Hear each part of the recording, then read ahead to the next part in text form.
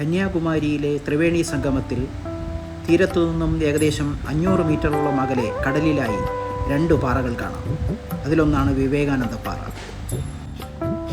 വിവേകാനന്ദ സ്വാമികൾ കടൽ നീന്തിക്കടന്ന് 1892 ഡിസംബർ മാസം 72 മണിക്കൂർ തുടർച്ചയായി ഈ പാറയിൽ ധ്യാനമിരുന്നു.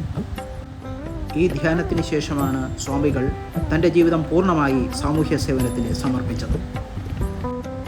ഈ പാറയിൽ 1970 വിവേകാനന്ദ സ്വാമികൾക്ക് ഒരു സ്മാരകം നിർമ്മിച്ചു. സമീപത്തെ പാറയിൽ തമിഴ് സാഹിത്യത്തിലെ അനശ്വര കാവ്യമായ തിരുക്കുറളിൻ്റെ രചയിതാവ് തിരുവള്ളുവരുടെ 133 അടി ഉയരമുള്ള പ്രതിമ തമിഴ്നാട് ഗവൺമെൻറ് 2000 സ്ഥാപിക്കുകയുണ്ടായി.